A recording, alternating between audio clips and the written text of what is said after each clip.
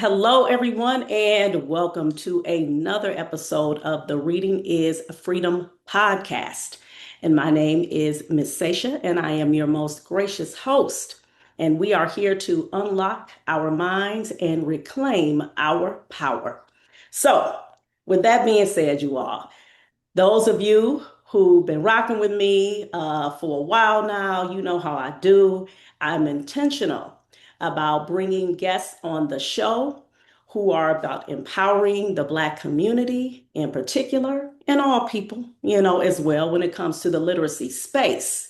And I love to bring on Black authors. And I especially love my brothers. I love to see my brothers in the author space. That is something that is definitely needed. And we know it's still a lack, but I believe we have a lot of our Black brothers who are starting to move more into the author space, which is super, super dope.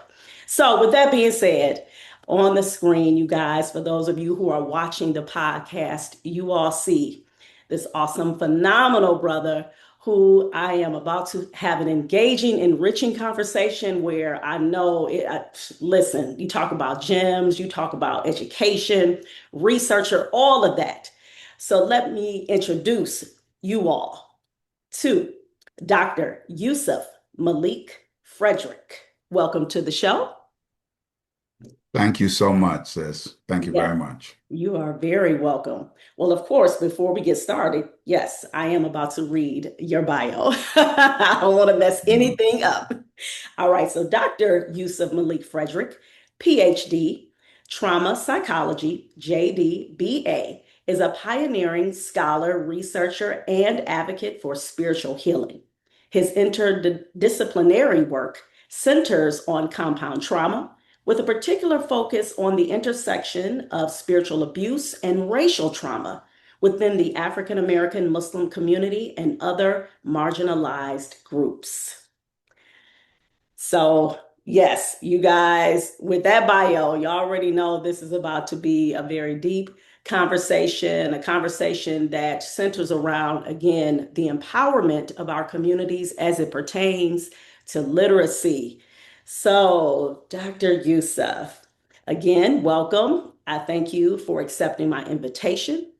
And I would just like to say, of course, we're not about to get into the book immediately, but I do want to say that what definitely inspired me to reach out to you is when I saw the post of your book.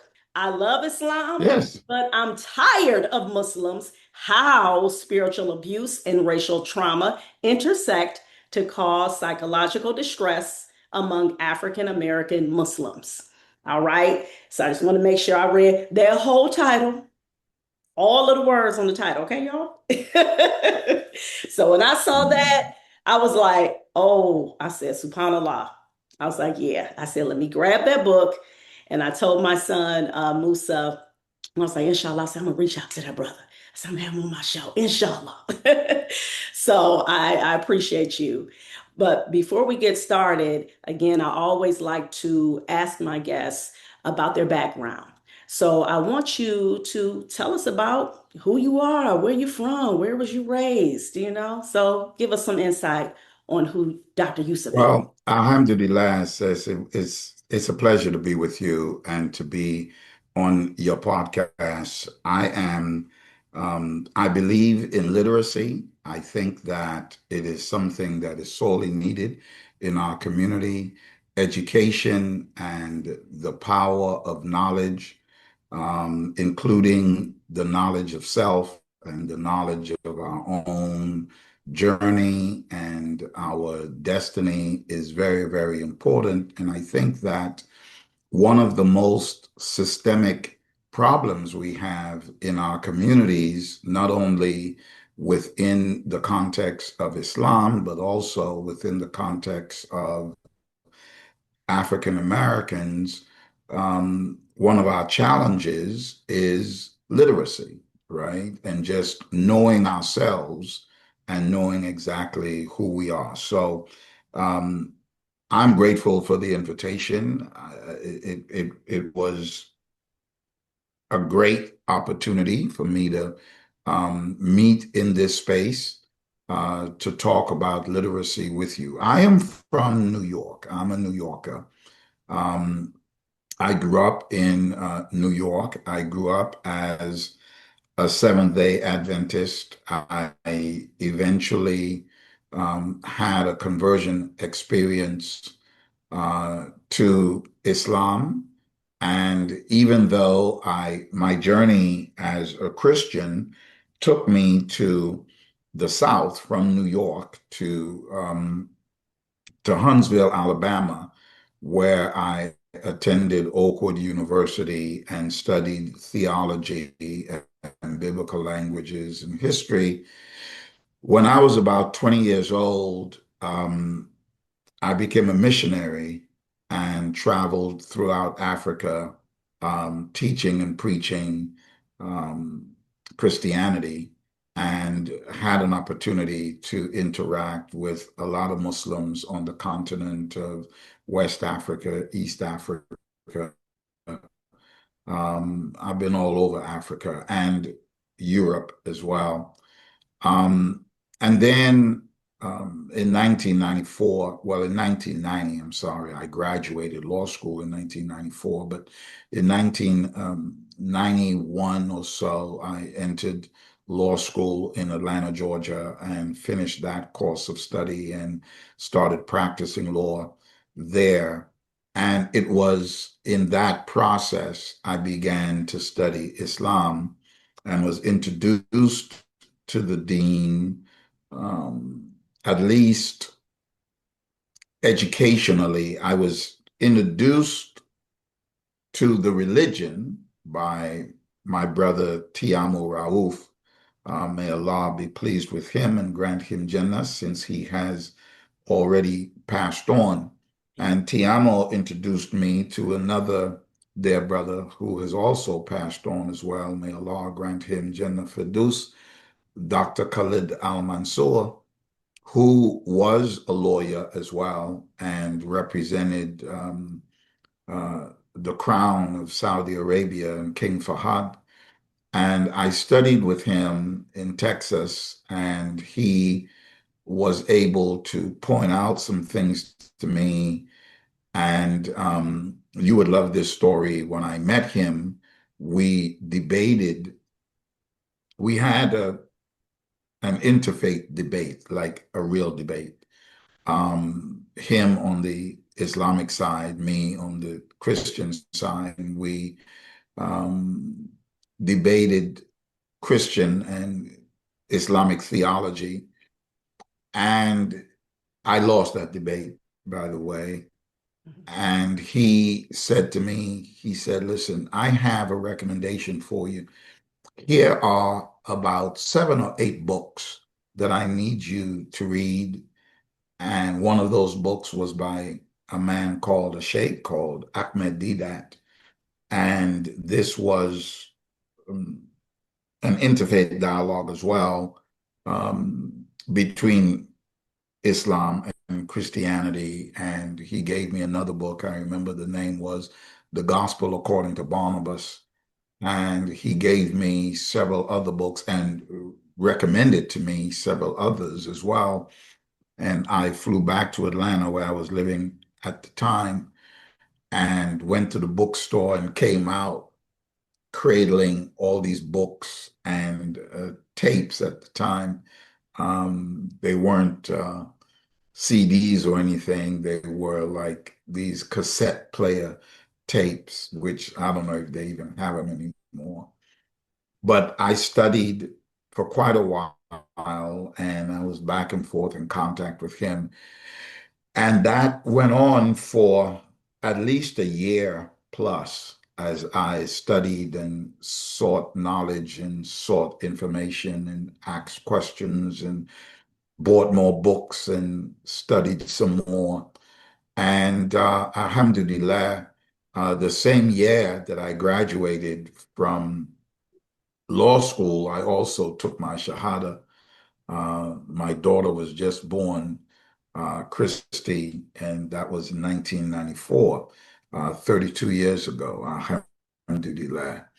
And so After that, of course, I kept working in the legal field and decided that I wanted to study psychology. And I did a master's in psychology. And recently, well, about 5 years ago, I decided to embark upon my PhD degree in trauma psychology. And as I wrote on and studied trauma psychology, when I got to my dissertation point of about 2 years before the end of the program, and I had to decide what I would write about and what my focus would be on, what my emphasis would be on.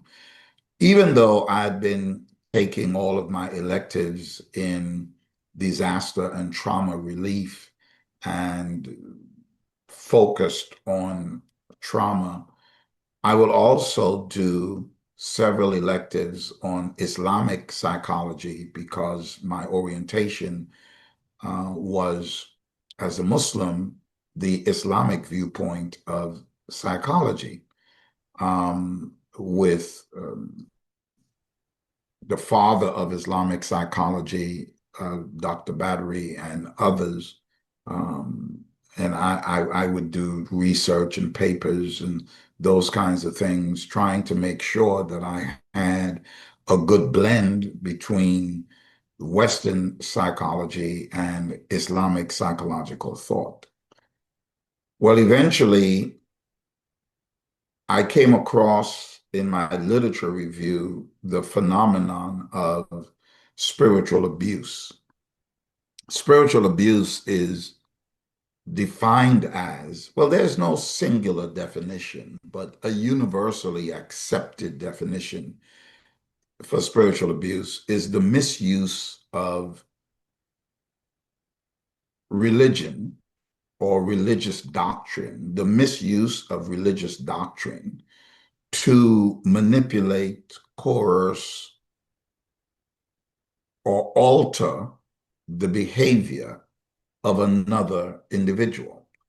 It is where it occurs where people or institutions use spiritual doctrine in order to change the behavior of individuals.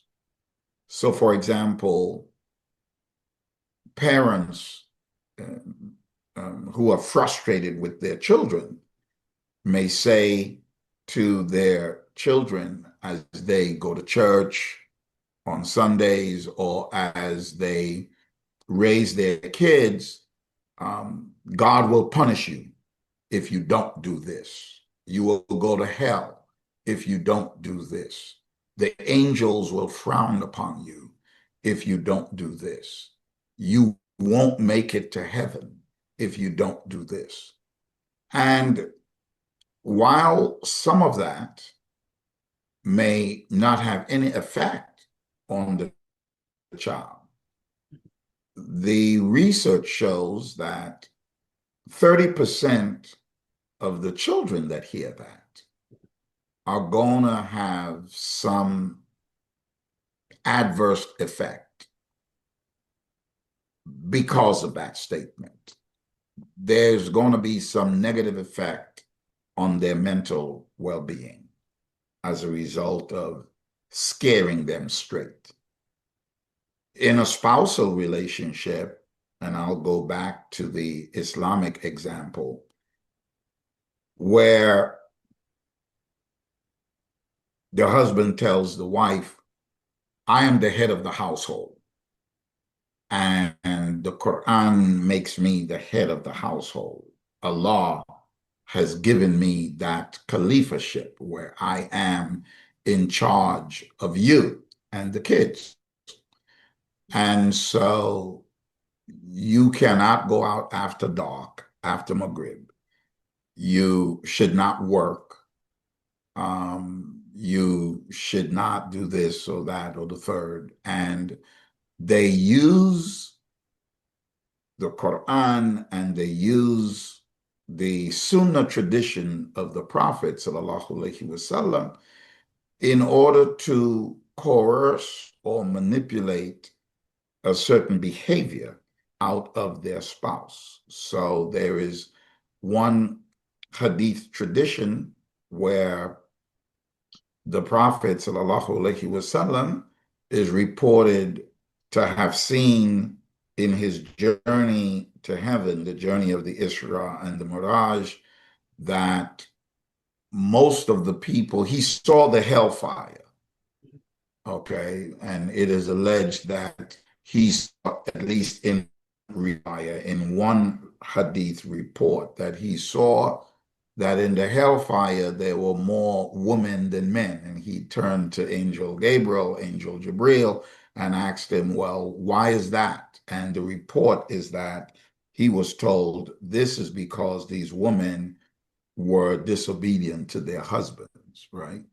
And so these types of misalignment with the hadith tradition is often used by spouses to say, this is why you can't do that. This is why you must listen to me. This is why you must be obedient. And so when I looked at all of these, or for example, institutionally, I gave you a parent example of how parents can use it against their children.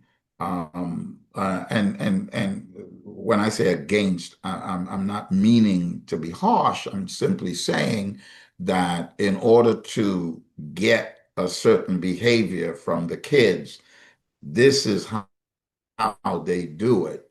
And in the other example with the husband and the wife, in that example that we are talking about, using these scriptural texts or these scriptural or religious tropes in order to exact a certain behavior out of the other spouse, right? Out of this man's wife. In the instance of um, the community, okay, let's say the masjid, the congregation, where the imam is, of course, over the congregation. They are in charge of the congregation as a spiritual leader.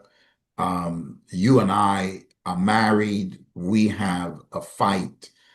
I literally punched you in the face, and you are startled, you're shocked, you're hurt, you're crying, you're upset. And so you go to the imam, you go to see the imam to try to have him resolve this and intervene.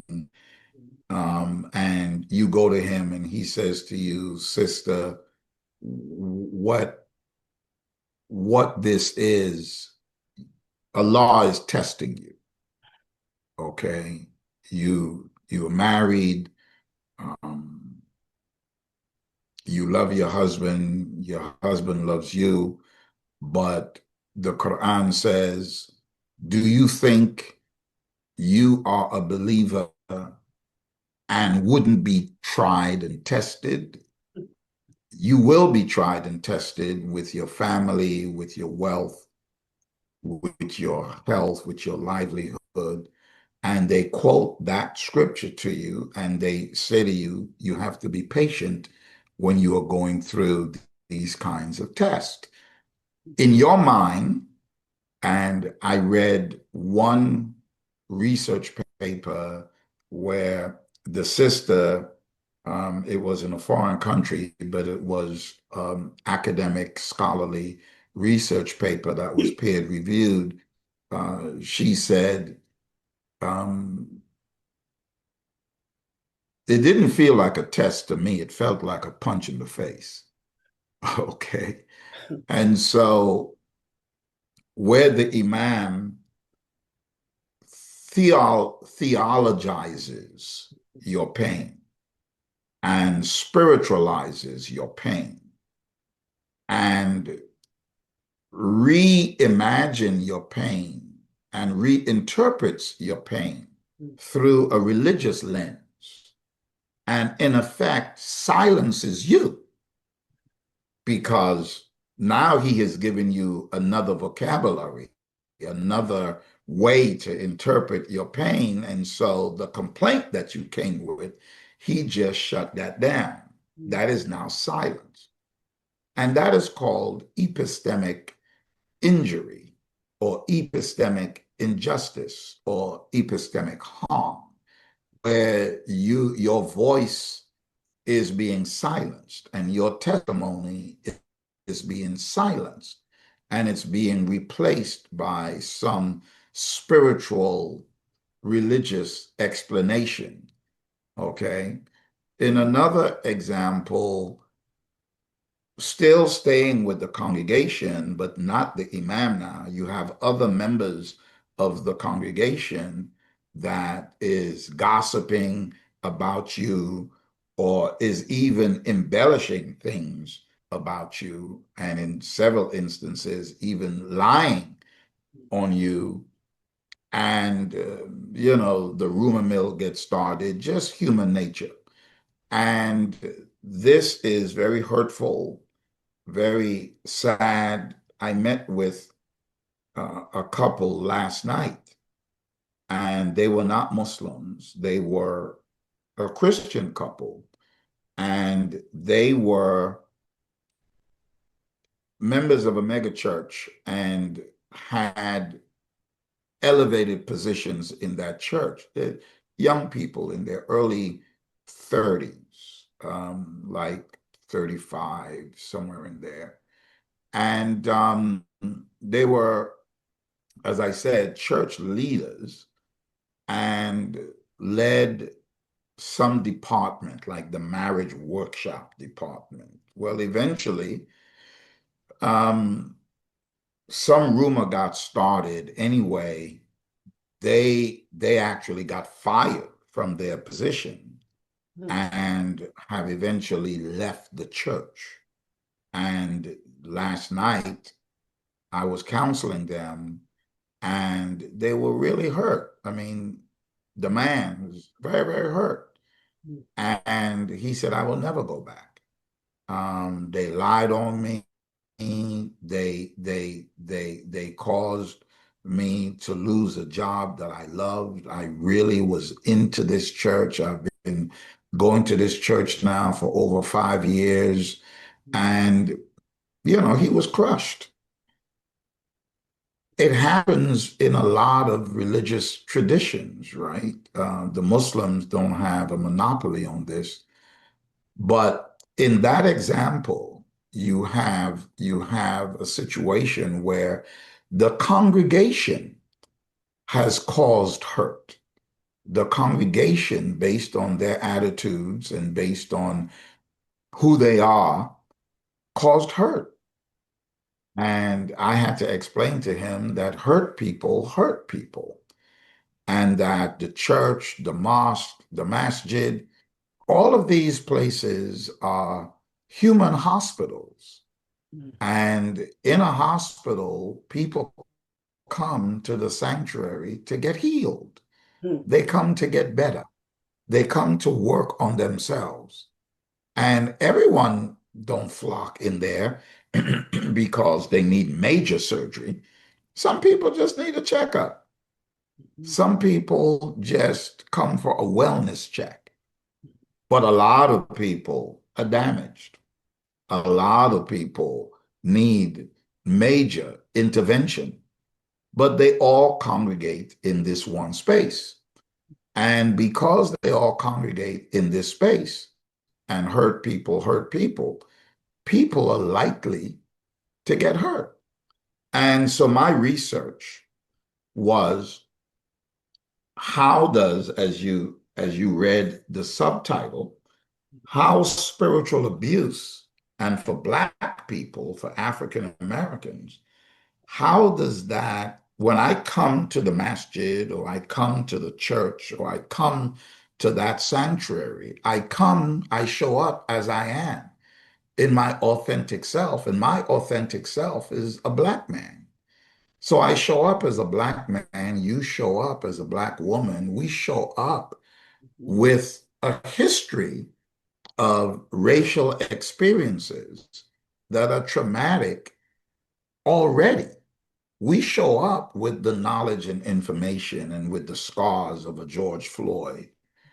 We show up with the history and the knowledge of a Trayvon Martin. And these are just the most recent examples of racism, discrimination, police brutality, and on and on. We have had 400 years of this type of marginalization. We have had 400 years of this type of oppression that is race-based.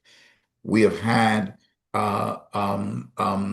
over 2 centuries of chattel slavery, treating us like we were just things to be owned. And these forms of oppression has a mental health impact. They have a mental health effect. And so when I thought about as we show up as Muslims, right? And I thought about showing up, as I said, as in our authentic skins, and then you layer on top of that spiritual abuse, and you layer on top of that Islamophobia. After 9/11, a sister who looked like you in New York or in DC, okay, would get egged. People would try to snatch off your hijab, okay? As a Muslim man, you look at me, you don't know I'm Muslim necessarily. You may, if you know something about Islam, you may say, well, wow, he has a beard and maybe he's Muslim, but maybe I just want to wear a beard, right? I don't have any overt indicators that I'm Muslim like you have. Everyone identifies that hijab and that modest wear as Islamic. And back then, I mean, people were yelling at you, screaming at you, throwing eggs at you, trying to snatch your hijab off, or um, you had to code switch if you were going to an interview for a job because you showing up looking like that, people don't want to hire you, right? And so there are a lot of compromises our sisters have had to make. I mean, right now in Amsterdam and other places, you can't wear um, a niqab. You can't cover your face at all. It is actually illegal, right? In some parts of France, you can't do it either. Okay. And so the point is that as a Muslim, we have compound discrimination. We have the layer of Islamophobia, the layer of racial trauma. We have all of this stuff that we are coming with. And then you add examples that I've given you in the home with the parent and the child, in the home with the husband and the wife, at the masjid with the imam and the battered wife, at the masjid with the community as this brother who are talking about you or gossiping or misrepresenting you or trying to impinge your integrity and those kinds of things. And so you have all of this going on, and I wanted to know.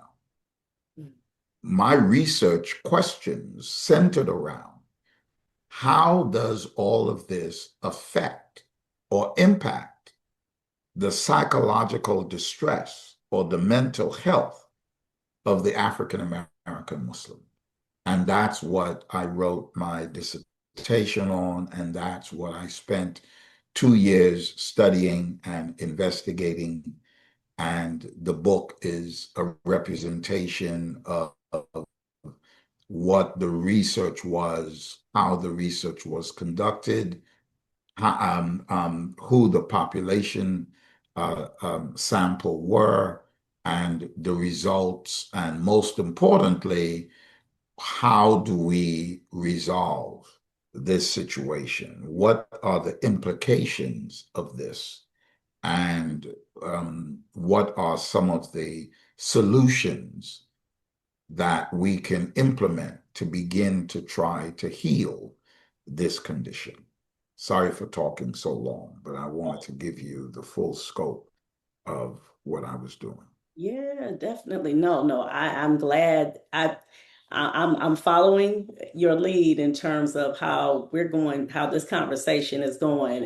Because I said, I was thinking, I said, oh, okay, you know what, I'll wait till a little later to bring up and go in depth with the book, but we're staying right here because one of the things that, of course, continuously sticks out is the trauma. The trauma. Just like I had told you before when we were communicating via Messenger to set up this particular interview, that I am like Dr. Joy DeGrew's mentee. She just doesn't know it.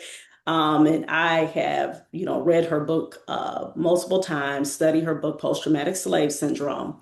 And so the aspect of trauma within the Black community and the us being descendants of enslaved Africans, that is something that we are obviously dealing with to this day, constantly. And and you have people who sometimes it amazes me. Sometimes you'll have Black people, they be like, I really didn't, they may not, they feel like they haven't really experienced certain things, as it pertains to, racism and all of them. I'm like, okay, well, maybe nobody may have never called you the N word, but we're constantly every day, dealing with these microaggressions or just, a systemic. Yes, And so I was yes, minority stresses. Yes, for sure. exactly.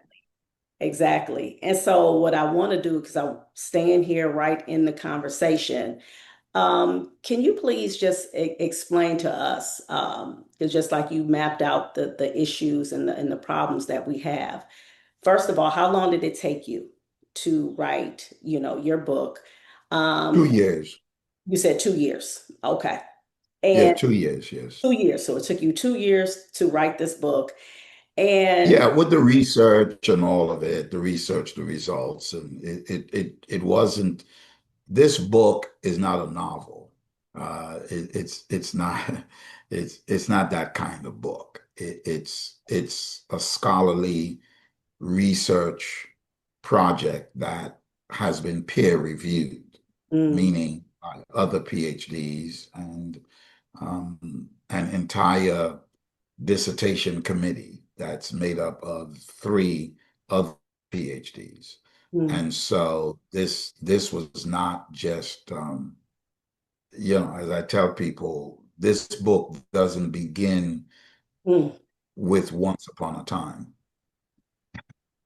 Yeah, definitely. It's, and when I started reading the book, I was like, and it's like I had put a post up, explaining to everybody, and I'm still, not finished with the book, but I read enough to, number one, understand. I said, okay, y'all got to understand that you have to have it, unless you're familiar with a lot of the different terms, just like, and I appreciate you defining, just like you defining the epistemic injustice, because I knew I had to look that up. But what I loved and appreciate about your book is that you actually have a page or a couple of pages where you explain those different terms. Yes, Yeah, yes, so I said, and I was like, and to me, and that's why this is so important, because you are giving an example of what research looks like, because we are in a culture now where we are used to reading like snippets. We're used to getting snippets of information, as of course, yeah, as an educator,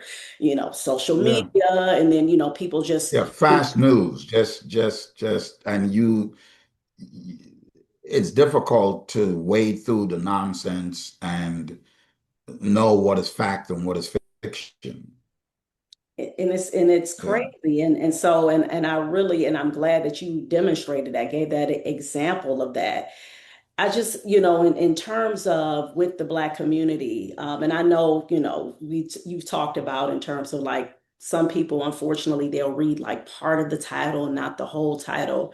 What was some, different responses though that were positive that people have given about your book that Oh, they there were a lot of positive responses. People can relate to this book. People know it to be true by their own lived experiences. Mhm. So there were a lot of positive responses. Mhm. There was some debate as well.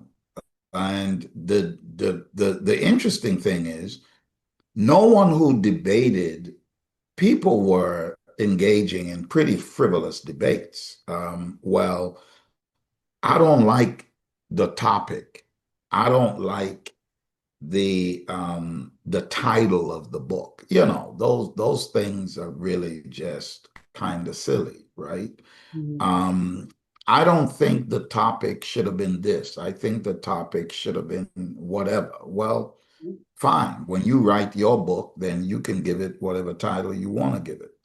Um, and so that has been most of the criticism of the book.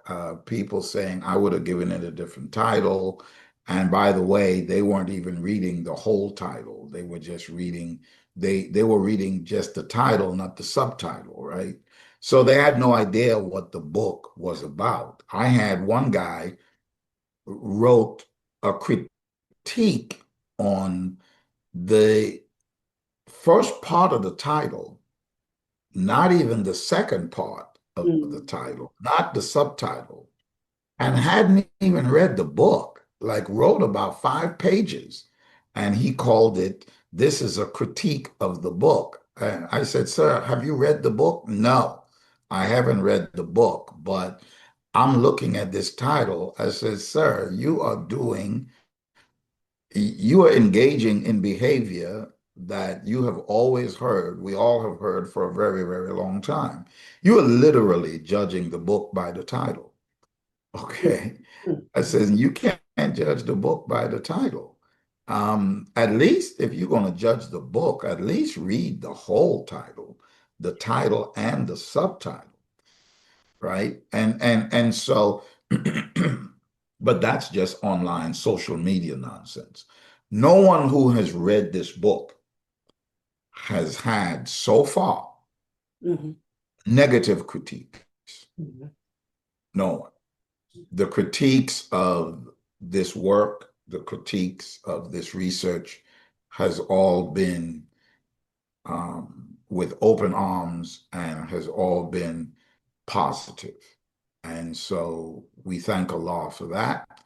And the community, the various communities, I've been to Baltimore, I've been to New Jersey, just in terms of states, Maryland, New Jersey, New York, Georgia. Um, I'm on my way to Boston. Next week, Houston.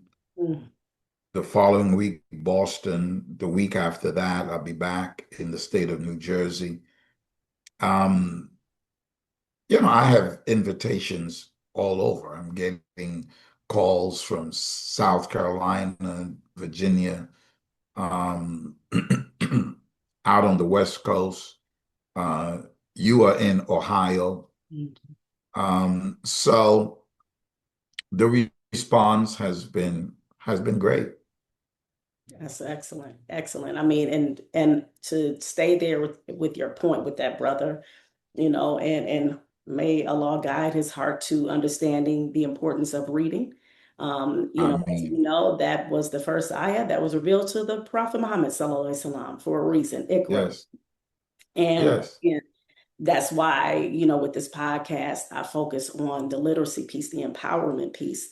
And one of the things that I yeah, wanted you to really touch upon, and which you have, but I mean, just really hone in on the fact of our fragmented identity in terms of Yes, what you address in this book, especially as it pertains to literacy. And I think about one of the things that I did read in the book where you mentioned one of the participants said that her access to information, that was what helped her. And I hope that yes, people understand and get that from our conversation is that the access to information and not just getting the information, but actually implementing it and understanding that that is yes. going to help us in particular as Black people who have been marginalized and how we, bring that trauma into our different faiths. So if you could, touch upon that. Yeah, one of the symptomologies of spiritual abuse is isolation and withdrawal. Just like the couple that I talked to last night, who were not, again, part of the Muslim tradition, but their experience of spiritual abuse caused them to leave the church, right? So people isolate. When people are traumatized, the trauma response is fight, flight, freeze, right? So the flight part of that is withdrawal. Okay.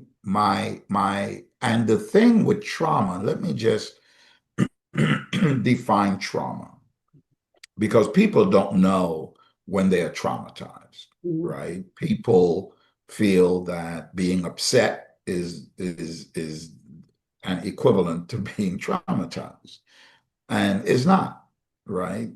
Being upset, being angry, those are natural emotions. Trauma is something different. Trauma deals with the nervous system. Okay. Trauma is an unintentional response to an event when one's nervous system no longer has the ability to cope with that event. So the nervous system becomes overwhelmed. And it's like a tub or a bucket overflowing with water. It doesn't have the capacity to contain the contents that you are putting in it. You don't have the ability to cope anymore. And the stuff starts flowing out. And that flowing out is what becomes unhealthy. That overflowing is what becomes dangerous to one's mental health or one's psyche, right? And so when you find yourself in a situation where you don't have the ability to cope anymore, then people flight or they feel like their backs are against the wall, so they fight. Or they get to the point where they just freeze, that like a deer in headlights. They just can't move. Okay. Some people call it, I was I was in so much shock that I couldn't move. Well, yeah, because your nervous system was so overwhelmed that your body just froze up. And so there is a physical reaction sometimes to trauma. Yeah. Okay. There is an emotional reaction to trauma sometimes. There's a psychological reaction to trauma sometimes. Okay. So whether that is now all of a sudden you are experiencing anxiety, let's stick with the example of the couple last night. Okay. When they find another religious community, another church, or if they convert to Islam or whatever other religious community they find, now they will be hypersensitive. Are they talking about me? What are they saying? Blah, blah, blah. Mm, Um, if they are asked to be, because they're a beautiful young couple, if they are asked to be in leadership, again, they may say, nah, we tried that before and it didn't work out for us. We end up having to leave that church. So people withdraw, people isolate, people have different reactions. And when you have those kinds of reactions, you need to now find a new normal. mm, And in the book, some of the testimony that you saw from some of the participants mm, in the instances that you just cited where that person had withdrawn, that person found solace in reading mm, mm, and in educating themselves, right? There was one sister who went overseas to Saudi Arabia so she can just learn more. mm, She was like, this can't be it. mm, And that's a kind of a fight back response mm, now. That's kind of a combination, right? She withdrew from that community because there was so much spiritual abuse that she was experiencing. But she was so resilient as an individual. She said, you know what? I'm going to make sure that no other woman mm, goes through what I went through. I'm going to study and I'm going to learn my religion and I'm going to come back to either my community or another community and I'm going to teach the sisters. mm, I mean, these were her words, mm. right, from her transcript. And that is really what she, I couldn't put every detail in this book. You know what I mean? Because it'll be 500 pages and Right. it'll be even more difficult to understand, right? So I tried to just make it understandable, but make it digestible as well.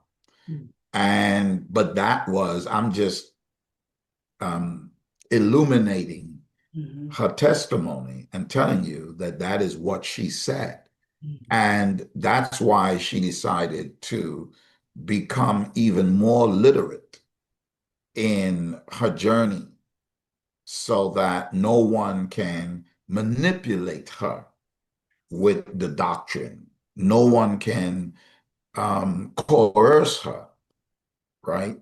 No one can abuse her mm, with her own spirituality if she used the information that was there. And she became very learned. mm, She is very learned today. I mm, saw her a couple of weeks ago, right? And we talked. And so literacy and learning and reading and getting information was her way of coping and being resilient. mm. Wow, that story is beautiful. I mean, that's amazing because it just speaks to again that is something I always try to tell people that that's part of our African heritage. That's a part of our African Yes. ancestry to learn and to be studied. And even though, of course, I talk about the trauma in terms of Black people, we're dealing with high levels of illiteracy.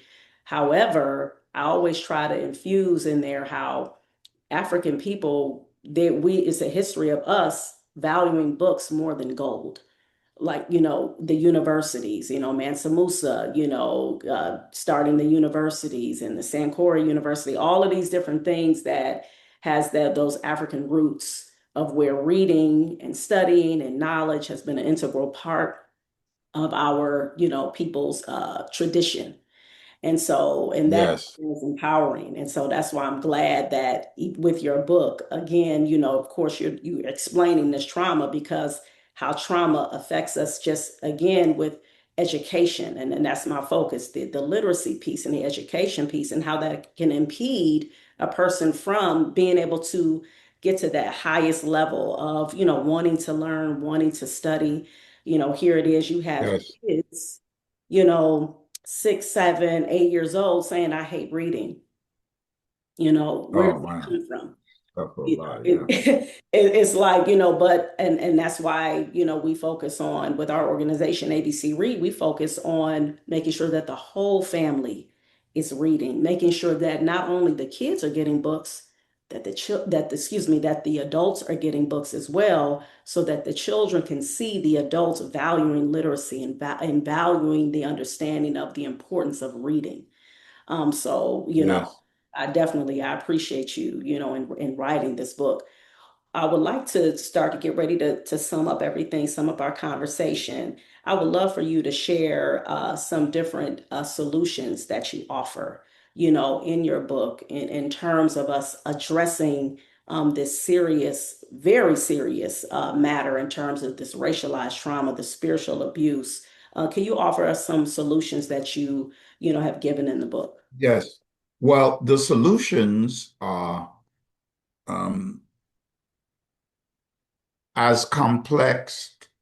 Well, the solutions are as varied as the problem is complex. So the problem encompasses various categories. There are four basic implications as a result of spiritual abuse and the intersection of racial trauma. One is obviously its impact on the individual. Okay.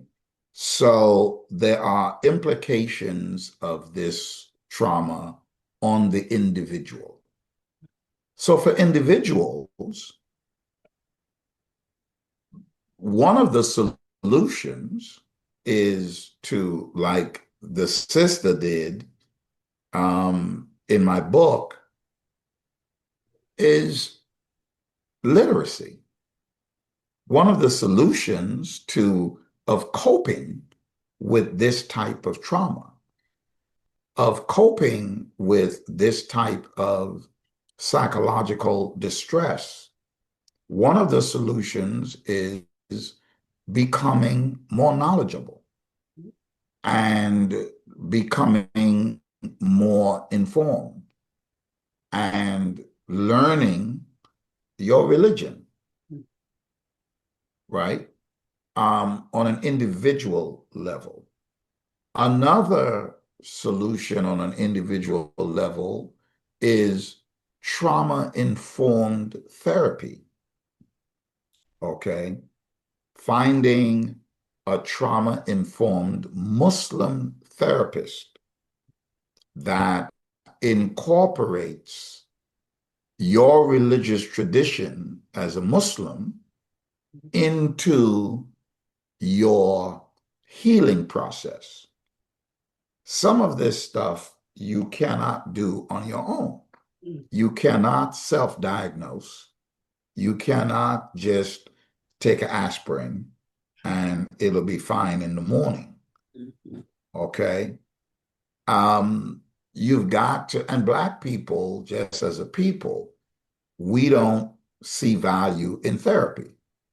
We don't see value in um, going to talk with someone, okay, and talking things through. Mhm. And it's not just about talking. There are different forms of therapy.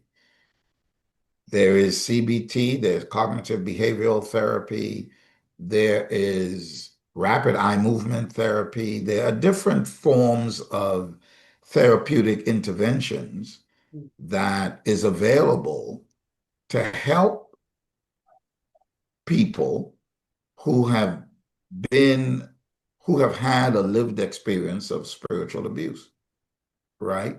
And I encourage people to talk with um, a therapist. Okay. Um, another solution based for an individual Muslim who is experiencing spiritual abuse and racialized trauma, or a combination of both, is to um, engage in acts of um, Islamic dhikr, Mm, you mm, know, um, um, in the remembrance of Allah does the heart yep, find rest. yes, This is the Quran, yep, okay? That remembrance, that dhikr, is a way to engage in a sort of mindfulness that will rest and relax the mental faculties, mm, that will connect us with our Creator, that will ground us in a way that nothing else can mm, or will. no, And so just dhikring Allah in a very intentional way, mm, and in a very systematic way as well, not just one time saying subhanallah, subhanallah, subhanallah, but being able to, after your 5 salats, just sitting for a while, sitting for a minute. Okay. I keep these close to me mm, because I am just, whether I'm watching TV, whether sometimes I'm working on my computer, but I am remembering Allah. mm, And as I explained to someone, mm, Allah subhanahu wa ta'ala is Al-Ghani. This is one of his names, okay? Which is, he is self-sufficient. mm, He is the sustainer. right, He is in need of nothing, okay? He is self-subsistent, right, okay? But on the other hand, we are fukara. We have need of everything. We have need of, like right now, you and I both need to make sure that our bodies are 98.7 degrees right, Fahrenheit. yeah, If it's higher than that, we're running a fever. If it's lower than that, we're experiencing hypothermia. We have a need for the environment, everything to be well adjusted. yep, We have a need to breathe right now. Okay. We have a need for saliva yeah, to make our mouth moist so that we can speak. We have a need for our eyes to continue to liquefy mhm, themselves, mhm, and our teardrops can continue working so we can keep blinking as we look at each other. right, We have a need for our vocal cords, that when we open our mouths, that our words will be audible. Otherwise, nothing will come out as we move. We have a need for our hands to work right now, our fingers. We are in constant need of Allah mm, while He needs nothing. We are in need of Him. And when we recognize that, it's not like, man, I need a drink. You don't need a drink. You need a law. mm, I need to take this pill. I need a vacation, man. Listen, I just need a break. All those are the wrong needs. mm, All those are the wrong needs. You have a list of needs that, if you sit and start naming them, you would be sitting in that position for hours and hours and hours and hours and hours. Okay. If all the oceans were ink, you could not list Mm, the things that you need from Allah subhanahu wa ta'ala.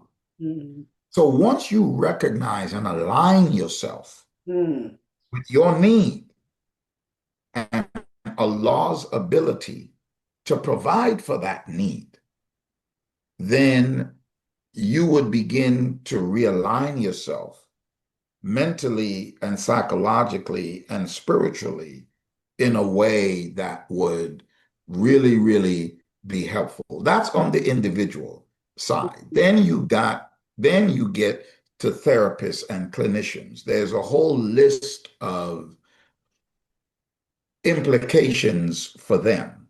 mm, Okay. And the book talks about the clinical implications of this phenomenon. And let me just give you one. mm, Patient comes in, talks to a, a, a, a therapist and say that, you know, um, I just don't want to come outside. I just don't feel like I need to come outside right now. I'm just tired. I need my body is tired. I just need to rest right now. And the therapist asks, how long you been feeling that way? I've been feeling this way for a couple of weeks now, mm, right? So for the last couple of weeks, you have not gone outside because you're not feeling like it. And um, all your shades are closed and the room is dark and you just don't feel like being bothered with no one. So that therapist, all of a sudden, they are building up a profile that this person is depressed, mm, right? mm, And from there, Western psychology gives you a whole lot of steps to follow so that that person can work out their depression, mm, right? Well, the problem with that approach is that that therapist may not be trauma informed. They may not be incorporating, they may not even be a trauma informed therapist because mm, all therapists are not created equal. They may be a family therapist that you went to. Wrong person, wrong person. So the implications for therapists is that the therapists need to be trauma informed. The therapists need to understand that spiritual abuse can trigger isolation, can trigger withdrawal. The therapist needs to also understand that, and this is emerging now in trauma studies, that therapists need to understand that spirituality has now been recognized as a healing mechanism, as an intervention for therapy.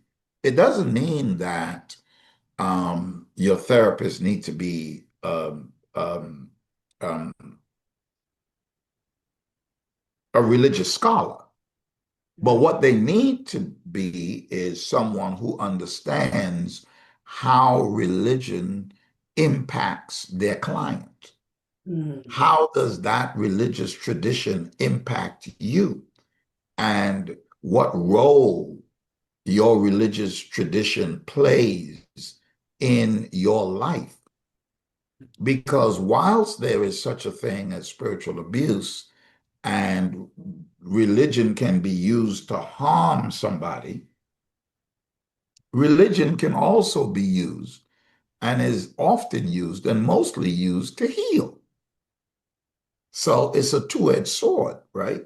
But the therapists have got to understand, hey, because religion is a healing mechanism as well, that healing may be important to their client, mm, may be important to their patient.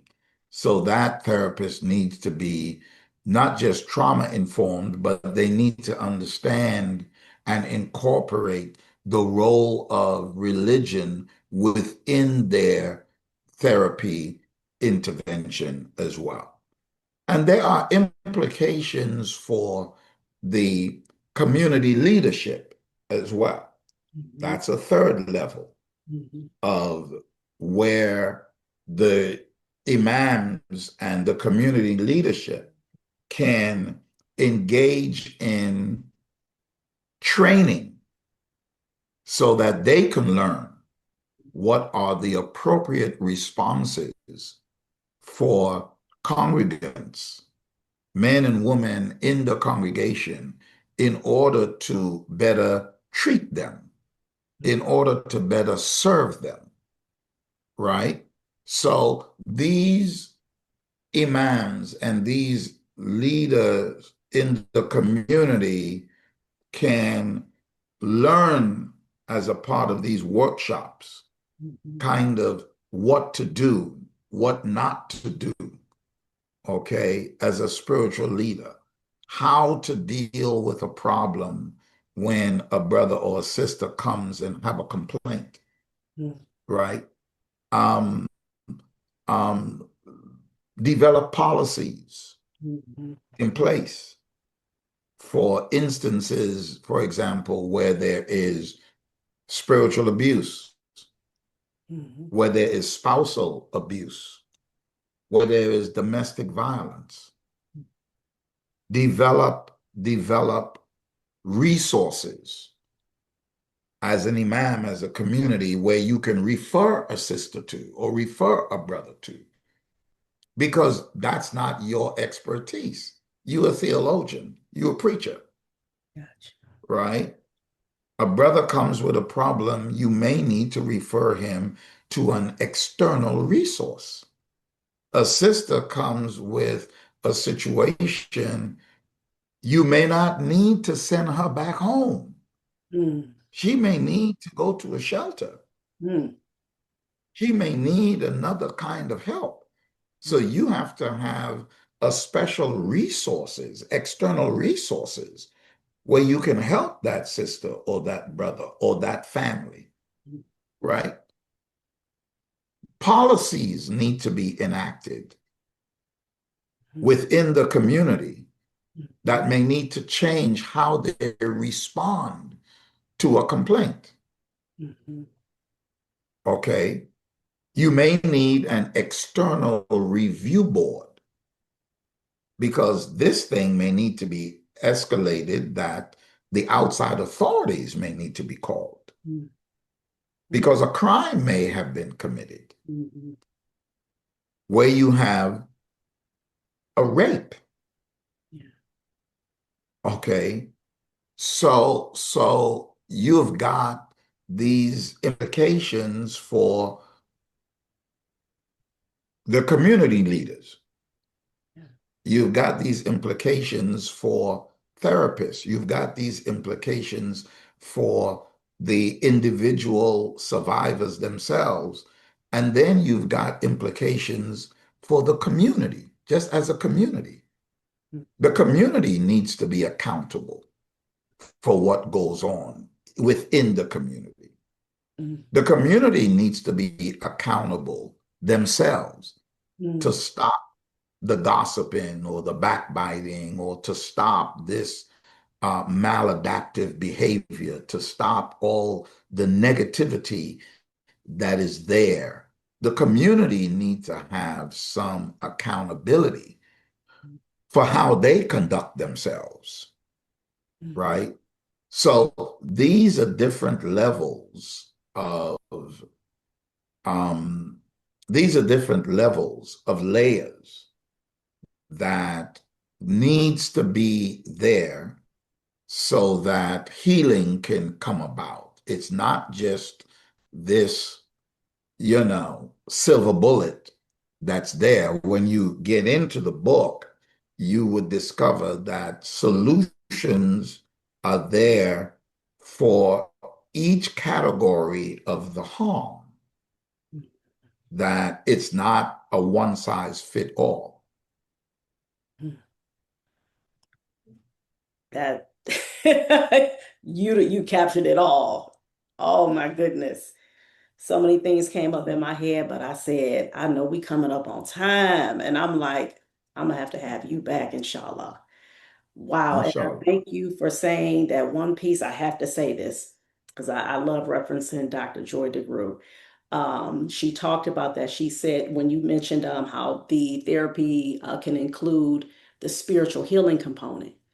And I'll Yes, never forget, she talked about when she was in one of her psychology classes. And she said she had raised her hand and she said, she was like, I want to know, are you all going to address how our ancestors relied on God for the yes, and the prayer, And she said that, they were dismissing it, being very yeah, dismissive. because westernized psychology is devoid of any spiritual power because they don't have that as a part of their own consciousness. Oh, man.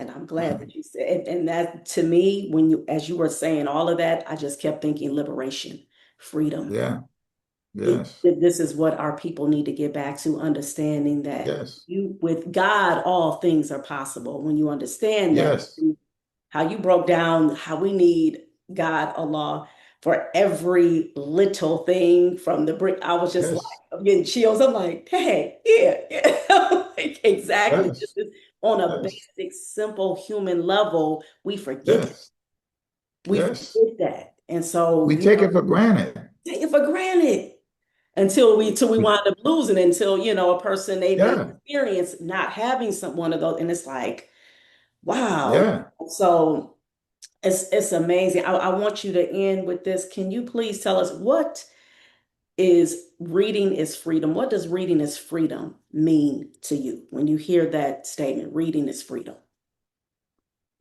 Reading is a way to access the world and beyond without any boundaries.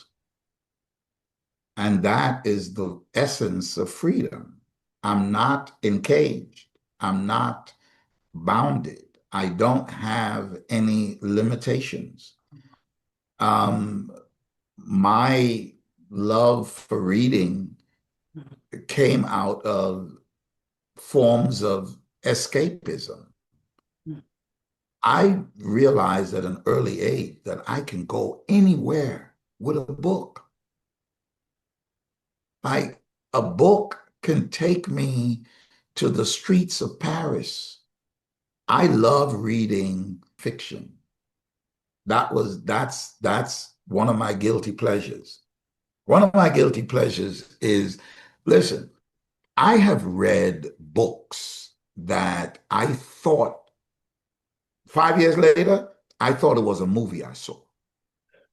It wasn't a movie I saw. It was a book I read, Mm, but it was so vivid in my mind that I thought it was a movie because it was so vivid. And so I used to read, and I still do now when I can, when I have a chance to go on a vacation or something, because I love the ocean. And everywhere I go, I get a room overlooking the ocean because that's, again, it's my guilty pleasure, right? I don't do drugs. I don't do anything like that. So that's one of my guilty pleasures, right? So I sit out there with a book, mm, and the book of choice is a fiction book, right?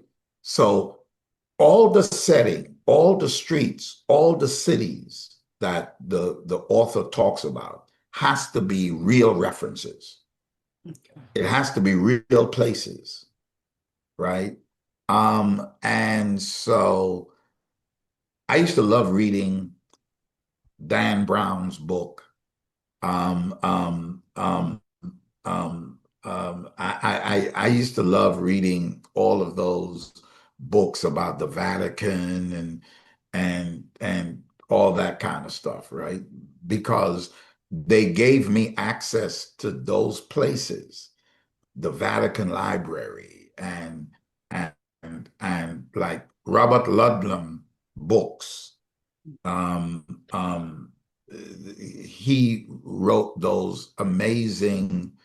some of those amazing books about the Vatican, and there was always some mystery going on, but all of the places were real.